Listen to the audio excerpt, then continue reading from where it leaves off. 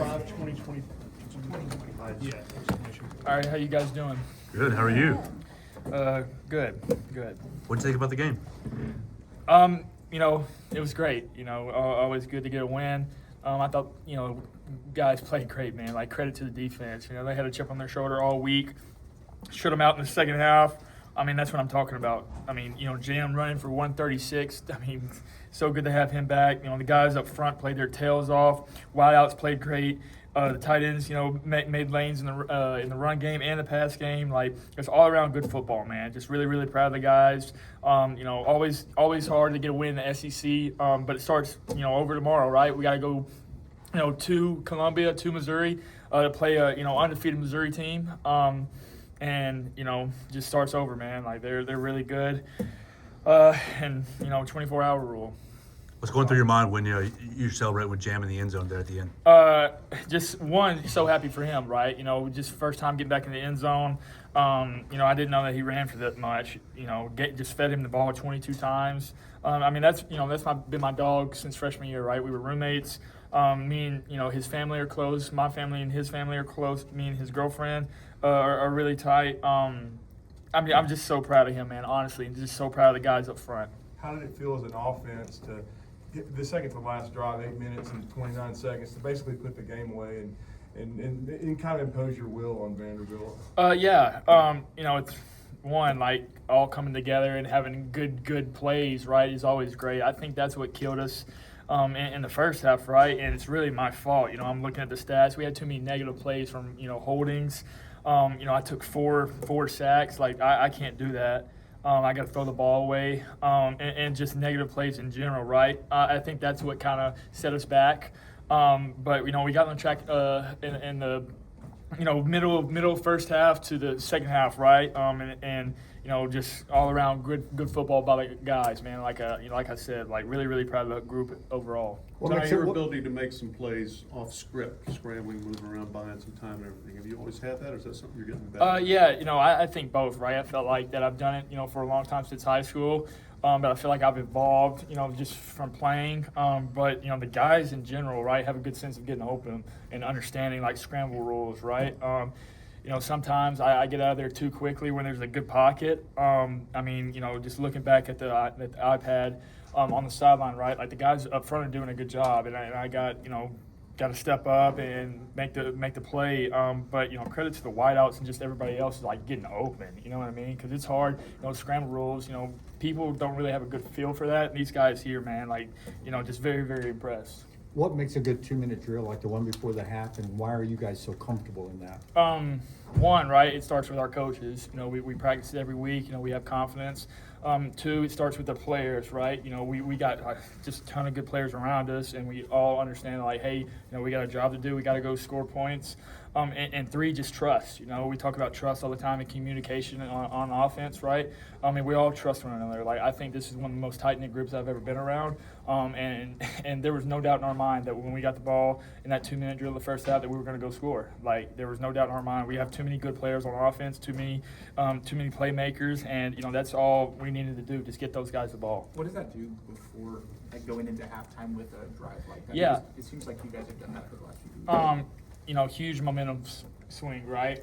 We talked about the middle eight all the time as a team. The middle eight, for people who don't know, right, is the middle 4 minutes in the first half and the beginning of 4 minutes in the second half. And there's a crazy stat, like, whoever wins that middle eight, those minutes, pretty much wins the game. It's a crazy stat. And we talk about that all the time. I know it was tied, but that was huge for one, going into halftime, tied. And then two, our defense doing a great job of, getting stopped when we came out. Like, looking at the stats, shutting them out, that's a really, really good offense with a really, really, good players on offense, really coached up. They do a lot with double sliders, movement. Like, that guy's a good player. Their receivers, their running backs, like, that is a really, really good offense. And so our defense stepping up and doing a good job, man. Like, I'm really, really proud of those guys in general. Like, they told us all week, like, we got a chip on our shoulder. Last year was gone, but it's never forgotten.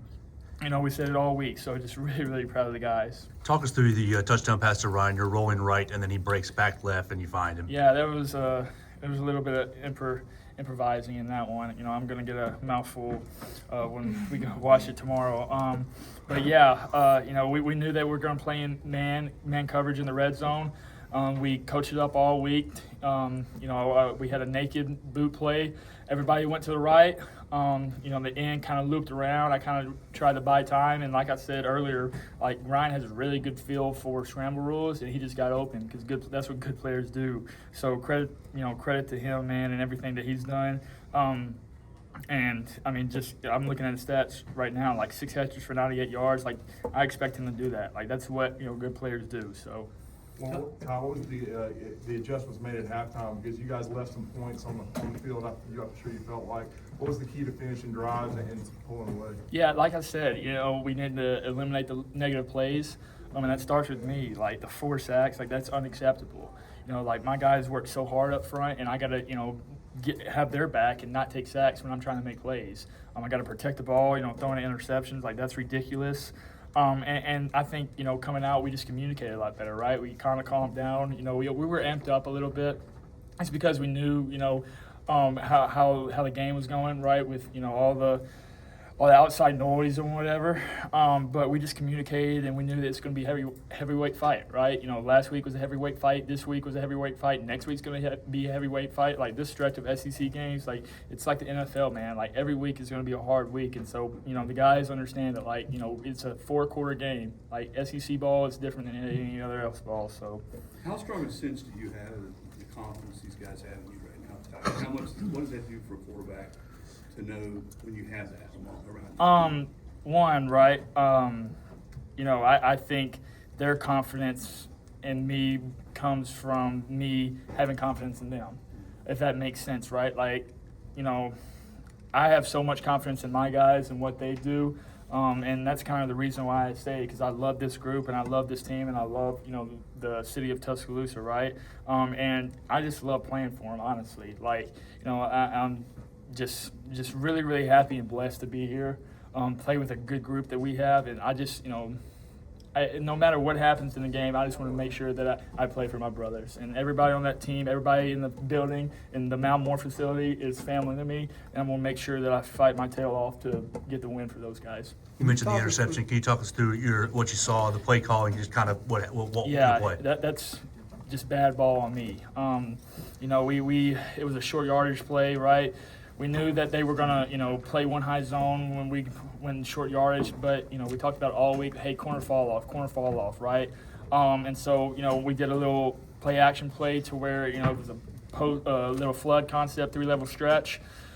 On the post, the corner took the post and gave it to the safety. Fell off on the flood. I didn't see it, and I threw it right to him. It's just unacceptable on my part. I got to protect the ball in the fringe area. I can't take sacks, and I cost our team points. Every time that we get down there, right, that's got to be points. And to be the best offense in the country, that's pretty much no excuses, right? So I let my team down on that one, and I'm gonna make sure that doesn't happen again. Ty, you've waited a long time to play games like this, to start games like this at home. Do you feel like you've enjoy it, appreciate it, maybe a little bit more, having waited as long as you did? Yeah, no, definitely. I mean, like, don't want to say took it for granted, but like me sitting those years, right? Like you get a little, feel like, man, like I would love to be out here. I remember those games when I was, not playing, like the Texas game, the SEC championship game, and games like that. Like, man, that's my dream. Like being able to play in SEC games like that, and honestly, like makes me love the game more. Like, like I said earlier, like the amount of love I have for the guys, my coaches, the people in, the Mount Moore facility, right? It's, undeniable. And, just because of me sitting, like it gives me a sense of like, man, like I love this game, like I love the people, like, and God's blessed me to be on this platform, and I'm gonna make sure that I give Him all the glory, and I do it in His name. How can you speak to how important falls are for your family? You're always asking about your dad's score after your games. He's doing the same thing back in Martin. Your mom was at Graham's game last night, so was your sister. They made the drive to Tuscaloosa. Just how important that dynamic is to have your family so involved with everything you do. Yeah, they have my back no matter what. There's been some hard times here, and they've always had my back no matter what. And, like credit to my mom and my sister and my brother, right? Like, you know, my mom literally like misses my dad's game, goes to my brother's game on Friday night, and drives down to every game that I have. Like, you know, that's a lot. And I, you know, I don't ask her to do that, but she's, you know, willing to do that because of, you know, how much she loves me. I mean, just fall in general, right, is our, you know, our time of the year. One, it's the busiest time of the year, but like, it's what we all bond over, right? You know, I know the only reason I didn't ask y'all the UT Martin School is I already know it. You know, after this, I'm going to call my dad and talk to him about, you know, our game, and I'm going to talk to him about his game.